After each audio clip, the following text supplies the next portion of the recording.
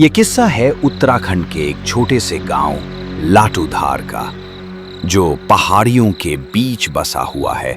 चारों तरफ घना जंगल, ऊपर से वीरान रास्ता, और जैसे ही रात होती हर चीज गहरे सन्नाटे में डूब जाती।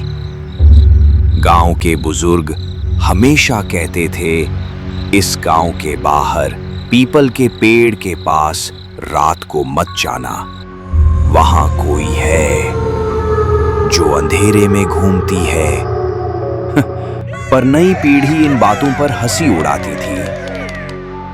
राजू एक ऐसा ही लड़का था जिसे भूत प्रेत की बातें बकवास लगती थी। वो हमेशा कहता, मैं एक दिन जाकर देखूंगा क्या है वहां। एक दिन गांव में मेला लगा। रात के 11 बजे तक सब मेले में थे। चांद बादलों में छिपा था और चारों ओर घना अंधेरा छाया हुआ। रात के 12 बजे राजू अकेला उस वीरान रास्ते पर निकल पड़ा। जंगल की सरसराहट, दूर कहीं उल्लू की आवाज पर राजू बेखौफ था। जैसे ही वो पीपल के पेड़ के पास पहुंचा, ठंडी हवा चलने लगी।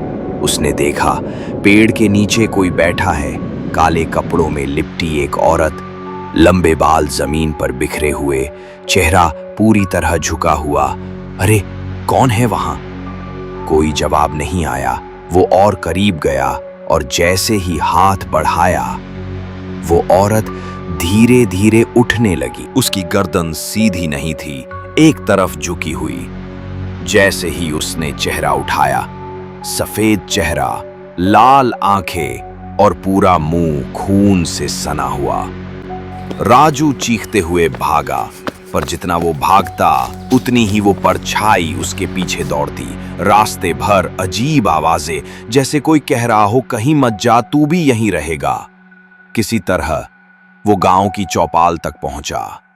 सांसें उखड़ी हुई, डर से कांपता हुआ सब लोग इकट्ठा हो गए।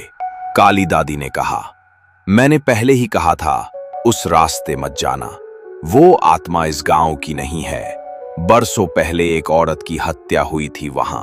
अब उसकी आत्मा भटकती है। जो भी उस पेड़ के नीचे रात को जाता है, वो चैन से नहीं जी पाता। अगली सुबह राजू बिस्तर से उठ नहीं पाया। उसके शरीर पर नील पड़े थे, आंखें सूजी हुई, होंठ नीले। वो बस एक ही बात कह रहा था, वो आ रही है, वो मुझे ले जाएगी। गांव वालों ने उसी दिन पूजा करवाई।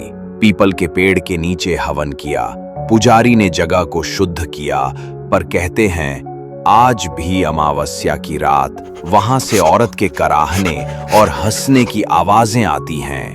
गांव का कोई भी अब उस रास्ते पर रात को नहीं जाता, और राजू आज भी गांव से दूर पागल खाने में बंद है।